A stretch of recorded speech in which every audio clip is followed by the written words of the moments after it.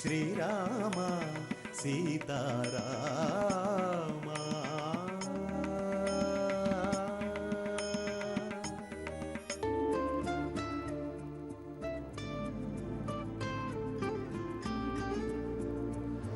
Good morning అమ్మా, కూర్చోండి.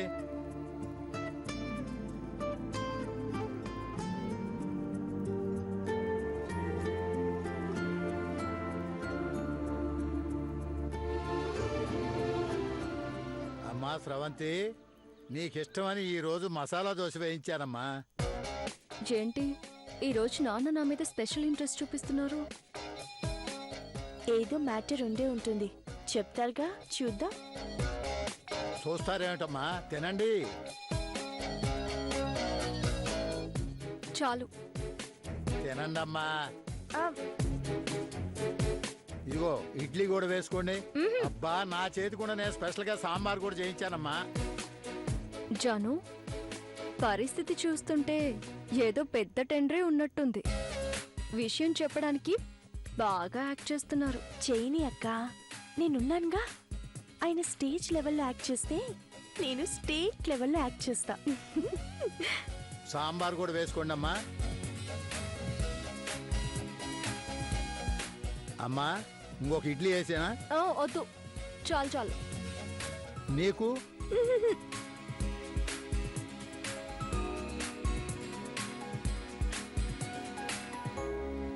ఒక్క నిమిషం అలా కూర్చోండి అమ్మా, మీతో మాట్లాడాలి.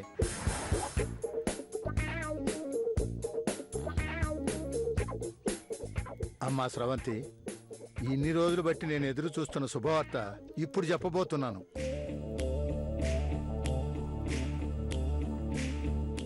అమ్మా, నీకు మంచి అమెరికా సంబంధం చూశానమ్మా. అబ్బాయి డాక్టర్, నెలకు 5 లక్షలు సంపాదిస్తున్నాడు, న్యూయార్క్ లో ఉంటున్నాడు.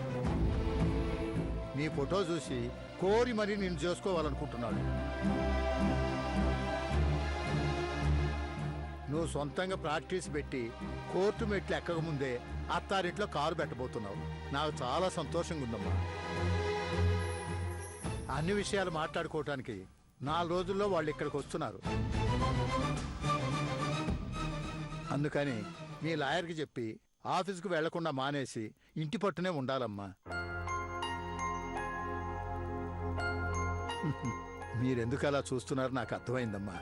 చిన్నప్పటి నుంచి మీరిద్దరూ ఒకరినొకరిని విడిచి ఉండలేదు. అందుకేనమ్మా జానుకు కూడా అమెరికా సంబంధం ఒకటి చూస్తున్నాను. ఒకేసారి పెళ్లి చేసి ఇద్దరిని కలిపి అమెరికా పంపిస్తాను. అమ్మా జాను, రేపటి నుంచి నువ్వు కూడా ఆఫీస్ మానేయాలి.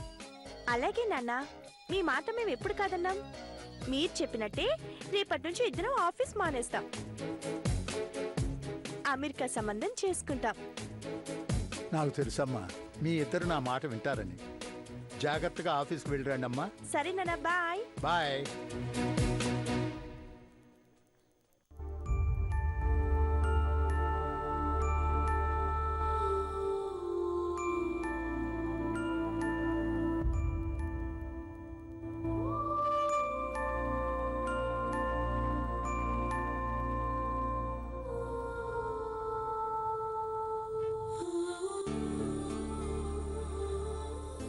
ఎందుకక్క అంత టెన్షన్ పడుతున్నావు? నాన్నేంటి అమెరికా సంబంధం తెచ్చి సడన్ గా పెళ్లి చేసుకోమంటున్నారు? ఎలా కుదురుతుంది జాను? నా ఆశయం ఏంటో నీకు తెలుసు కదా. తెలుసక్క, హైకోర్టులో నువ్వు జడ్జి ఎదురుగా నిలబడి ఆయన కళ్ళల్లో వేలు పెట్టి యువర్ ఆనర్ అనే వరకు పెళ్లి చేసుకోకూడదు, అంతే కదా? అవును, కానీ మన పెళ్లిళ్ళు చేయాలని నాన్న గట్టిగా నిర్ణయించుకున్నాక మన ఆశయం ఎలా నెరవేరుతుంది? నువ్వేం కంగారు పడకక్క. ఈ రోజు రాత్రి నాన్నతో అమెరికా సంబంధం క్యాన్సిల్ చేయించే పూచి నాది. ఎలాగే? అదెలా సాధ్యం అవుతుంది? నేను సాధ్యం చేస్తాను. నీకే కాదక్క, ఇంటీరియర్ డిజైనింగ్ లో పెద్ద డీల్ చేయాలన్నది నా ఆశ. నువ్వు కనీసం ఒక్క కేసు కూడా టేకప్ చేయలేదు, నేను ఒక చిన్న ఇల్లు కూడా డిజైనింగ్ చేయలేదు. కాబట్టి మన ఆశ నెరవేరాకే పెళ్లి చేసుకుందాం, సరేనా? ఏమోనే, నాకు మాత్రం చాలా భయంగా ఉంది. అక్క, చిన్నప్పటి నుంచి నువ్వు స్కూల్లో కాలేజీలో స్త్రీ హక్కుల గురించి స్వేచ్ఛ గురించి ఉపన్యాసాలు ఇస్తుంటే అందరికీ ఎంతో ఇన్స్పైరింగ్గా ఉండేది. అందరూ నిన్ను పొగుడుతూ ఉంటే ఒక చెల్లిగా నాకెంతో గర్వంగా ఉండేది. ఒక లాయర్గా నువ్వు గొప్ప పేరు తెచ్చుకొని ప్రతి ఒక్కరూ నీ గురించే మాట్లాడుకుంటుంటే చూడాలని నా ఆశ. నిన్ను ఆ స్థానంలో చూడకుండా పెళ్లి చేసుకుని వెళ్ళిపోతుంటే నేనెలా ఊరుకుంటాను? అందుకని నువ్వేమీ ఆలోచించకుండా హ్యాపీగా ఆఫీస్కి వెళ్ళు. నేను ఏదో విధంగా ప్లాన్ చేసి నాన్నతో అమెరికా సంబంధం వద్దని చెప్పిస్తాను, సరేనా?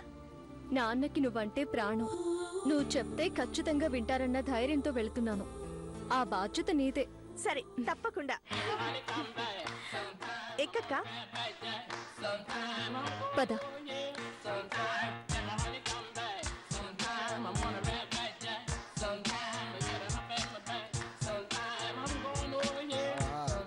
ఏముందిరా మామా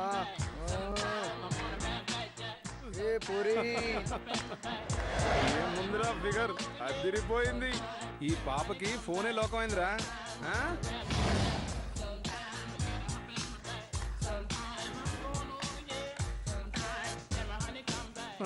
ఎక్కడున్నావు? ఆహా, ఇంకా ఏం చేస్తున్నావు? ఆడపిల్లవి ఒంటరిగా ఉన్నావు. మేమంతా చుట్టుముట్టినా పట్టించుకోవడం లేదు. కొంచెమైనా భయం లేదు. ఏంటే నీ ధైర్యం? జింక దొరికిందని తోడిల్లా చుట్టుముట్టడం కాదురా, ఒంటరిగా ఉన్న ఆడపిల్ల జోలికి వచ్చే ముందు ఈ ఏరియా ఎవరిదో తెలుసుకోవాలి. అమ్మో, భయం వేస్తుందండి. ఈ ఏరియా ఎవరిదో తెలుసుకోకుండా మీ జోలికి వచ్చాం. మమ్మల్ని క్షమించండి ప్లీజ్ అండి.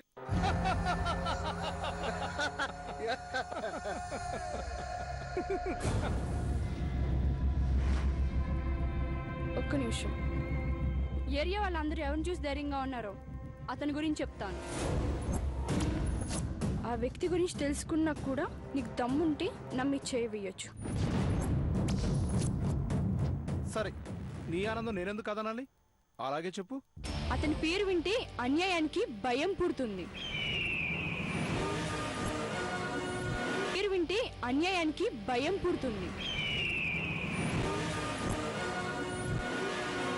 అక్రమానికి వణుకు పుడుతుంది.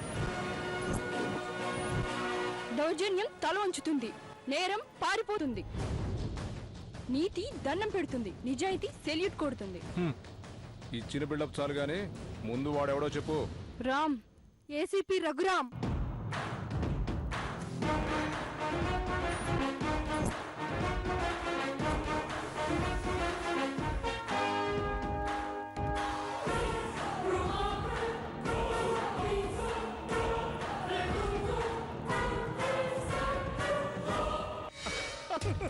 మావా, పోలీసు వాడంటరా. ఎంతసేపు నువ్వు ధైర్యంగా నిలబడింది పోలీసు వాడిని నమ్ముకున్నా. నేనెవరో తెలుసా? ఎమ్మెల్యే కొడుకుని. వాడొచ్చి నాకు సెల్యూట్ కొట్టడం తప్ప ఏమీ చేయలేడు. రేయ్, ఈ అమ్మాయిని లిఫ్ట్ చేయండి రా.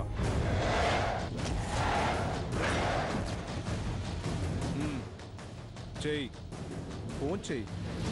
వాడిని ఇక్కడికి రమ్మను. నీ ధైర్యం ఎదురుగానే నిన్ను టచ్ చేస్తాను. ఫోన్ ఎందుకు రాత్పు? 3 అంకెలు లెక్క పెట్టేసరికి సింహం వస్తుంది. పంజాబ్ విసురుతుంది. రెడీగా ఉండు. 1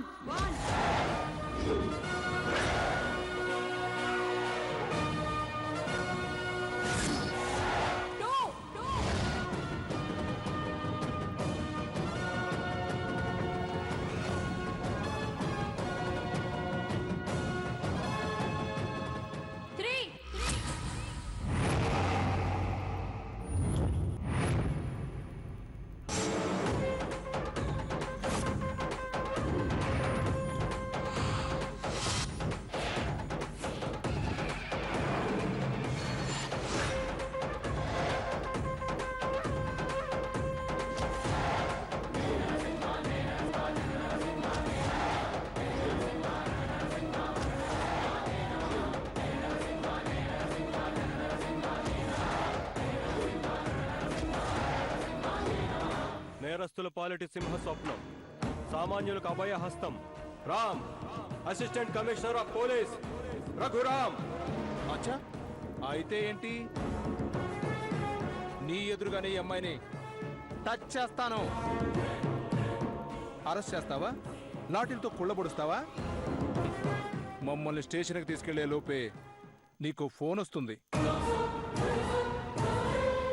సారీ సార్, తప్పైపోయిందని ఏమీ చేయలేక మమ్మల్ని వదిలేయాల్సి వస్తుంది. గ్రామ్ స్టైల్ తెలియక ఆవేశపడుతున్నావు. నా ఏరియాలో పోలీస్ నేనే, జడ్జి నేనే, శిక్ష వేసేది నేనే, అరెస్ట్ చేసేది నేనే. నాకు రికమెండేషన్స్ నచ్చవు. బెయిల్ అంటే గిట్టదు. నాకు తెలిసిందల్లా ఒకటే, నేరం చేసిన వాళ్ళని ఎన్కౌంటర్లో లేపేయటమే. Encounter specialist Raghuram.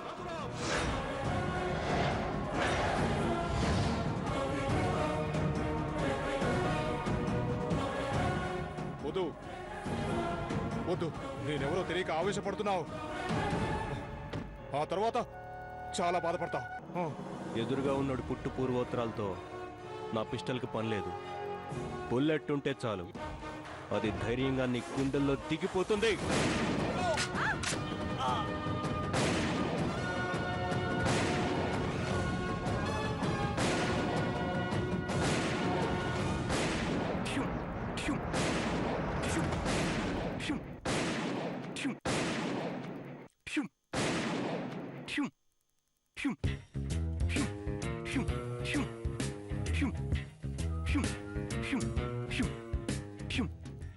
రామ్ లేవరా. ఒరే రామ్,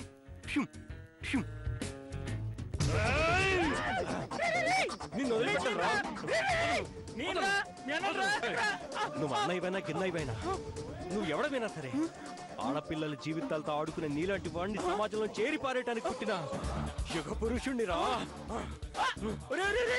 అమ్మా కాపాడమ్మా.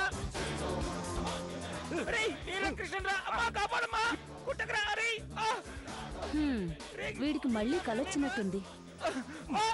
ఏంట్రా వదిలేది? బాబు చిన్నడా,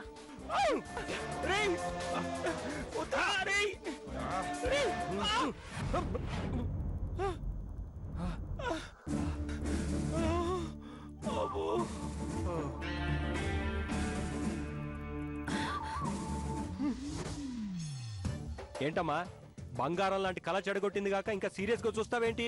రేయ్ టైం ఎంతైందో తెలుసా? ఇప్పుడు కళ్ళేంట్రా? రోజు కలగంటాం, ఆ కలకి నన్ను బలి చేయడం వీడికి అలవాటైపోయింది. ఏయ్, నా కళ్ళంత తేలిగ్గా కొట్టి పారేయకు. ఇప్పుడు నాకు వచ్చిన కళ మామూలు కళ కాదు. Police assistant commissioner of police Ram, Raghuram, encounter specialist. నలుగురిని పిస్టల్తో లేపేసి ఒక అమ్మాయి ప్రాణాలు కాపాడని తెలుసా? అమ్మాయిని కాపాడిన సంగతి తర్వాతరా, రోజు నీ బారి నుంచి మమ్మల్ని మేము కాపాడుకోలేక చేస్తున్నాం. ఒరే చిన్నోడా, పోలీస్ ఉద్యోగం అంటే మాటలా? ఈ ఆలోచన మానుకుని ఏదైనా మంచి ఉద్యోగం చూసుకోరా. పెద్దోడు చూడు, బ్యాంక్లో అసిస్టెంట్ మేనేజర్గా చేస్తున్నాడు. ఈ రోజుల్లో పోలీస్ ఉద్యోగం అంటే డబ్బైనా ఉండాలి, రికమెండేషన్ అయినా ఉండాలిరా. అమ్మా, పోలీస్ ఆఫీసర్ కావాలనే నా ధ్యేయం తప్పకుండా నెరవేరుతుంది. నాన్నేమో హెడ్ కానిస్టేబుల్ గా చేసి రిటైర్ అయ్యారు. మా ఇద్దరిలో ఎవరో ఒకరు పోలీస్ ఆఫీసర్ కావాలనేది ఆయన ధ్యేయం. వీడికేమో అంత సీన్ లేదు. మన దగ్గర డబ్బు పలుకుబడి లేకపోయినా నాకున్న స్పోర్ట్స్ కోటాతో నేను డెఫినెట్ గా పోలీస్ ఆఫీసర్ అవుతానమ్మా. సరే సరే, ఇప్పటికే చాలా ఆలస్యమైంది. అమ్మా, నా కాఫీ తీసుకురామా, వెళ్ళు. వెళ్ళమ్మా. రే, పాకెట్ మనీ కింద ఒక 500 ఉంటాయి. ఏంటి డబ్బులా? నా దగ్గర లేవు. ఆయన రోజు ఇలా మనీ అడిగితే ఎక్కడి నుంచి వస్తారా కదా? నువ్వు ఇలా అంటావని తెలిసే రాత్రి నీ పర్సులో డబ్బులన్నీ తీసేసా.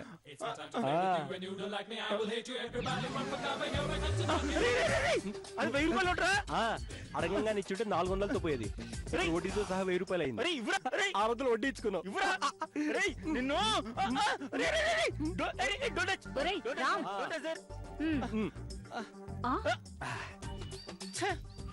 వీక్నెస్ మీద కొడతారు. ఇప్పుడు ఉదయాన్నే లేవగానే కాఫీ తాగితే ఎంత బాగుంటుందో తెలుసా?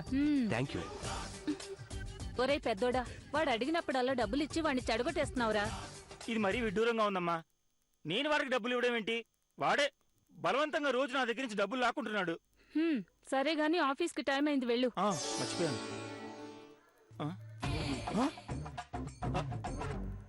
అమ్మో.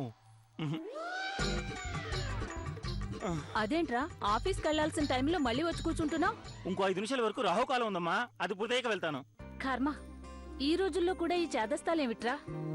మేనేజర్ కావటానికి నీకు అన్ని అర్హతలు ఉన్నా ఈ శకునాలు గ్రహబలాలు నమ్ముకుని అసిస్టెంట్ మేనేజర్ దగ్గరే ఆగిపోయావు.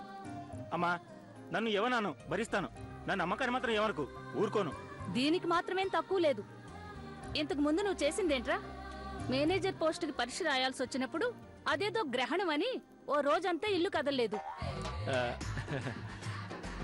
మరోసారి రాహుకాలం అంటూ ఆలస్యంగా వెడితే వాళ్ళు పరీక్ష రాయనివ్వలేదు. ఎదుగు బొదుగు లేకుండా ఎన్ని రోజులు ఇలా ఉంటావురా? ఇదిగో ఇలా చెప్పే ఒకసారి నన్ను బలవంతంగా బ్యాంకుకి పంపించావు. ఆ రోజు నేను చూసుకోకుండా 2 దొంగ 1000 రూపాయల నోట్లు తీసుకున్నాను. ఆ 2000 నా జోబులోంచి బ్యాంక్కి కట్టాల్సి వచ్చింది. ఆ 2000 ఉండుంటే నీకు మంచి చీర కొనిచ్చి ఉండేవాడిని కదా. నువ్వు ఎన్నైనా చెప్పమ్మా, ఈ శకునాలు నేను నమ్ముకున్నాను కాబట్టి ఎన్ని అవంతరాలు వచ్చినా అసిస్టెంట్ మేనేజర్గా మంచి పేరు తెచ్చుకుని నిలబడగలిగాను. లేకపోతే క్లర్క్ గాను ప్యూన్ గాను ఉండిపోయేవాడిని. అమ్మో, 5 నిమిషాలు అయిపోయింది, నేను బ్యాంకుకి వస్తానమ్మా. జాగ్రత్త.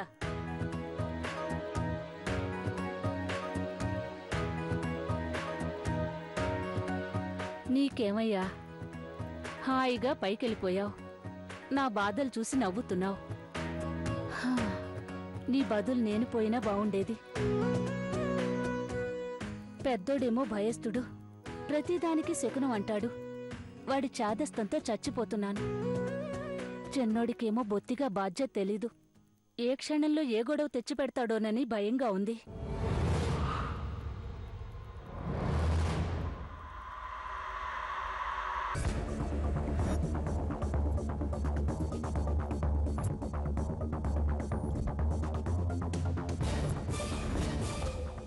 చిన్నబాబు గారు, మీకోసం వాళ్ళు వచ్చారు.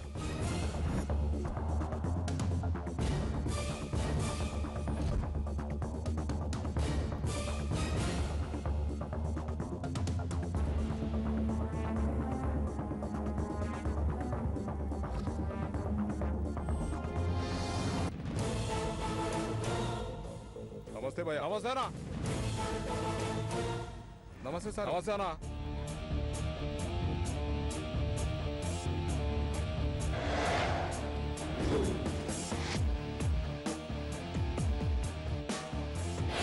రాజు,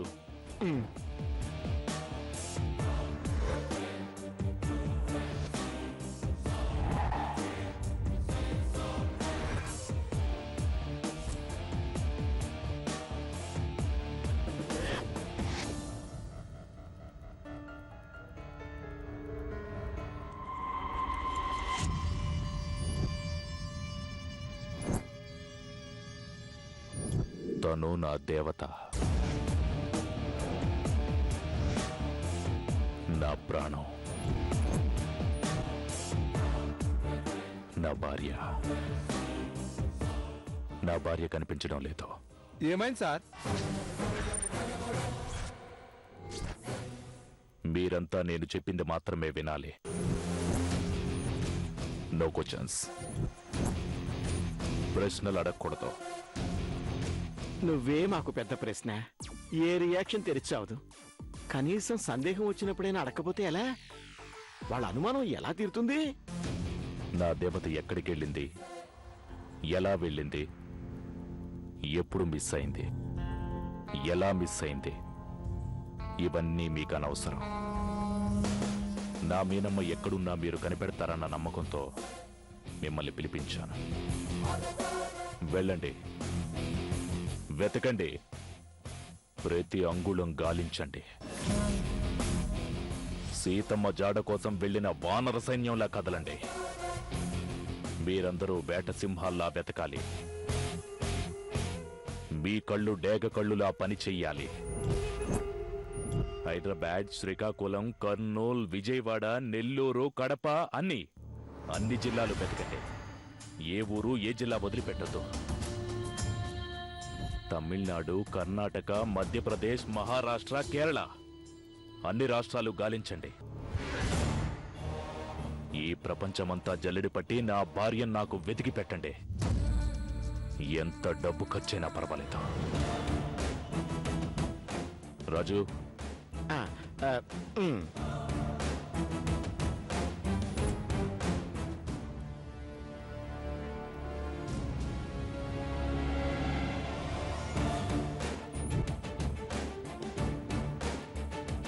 ఆ బ్రీఫ్ కేస్ నిండా డబ్బుంది. అది సరిపోకపోతే మళ్ళీ ఇస్తాను. నాకు డబ్బు ముఖ్యం కాదు, నా భార్య ముఖ్యం, నా మీనమ్మ నాకు ముఖ్యం, నా దేవత నాకు కావాలి. తీసుకొచ్చే బాధ్యత మీదే. నువ్వేం ఫిగర్ చేయగానా వదినమ్మని తీసుకొచ్చే బాధ్యత మాది.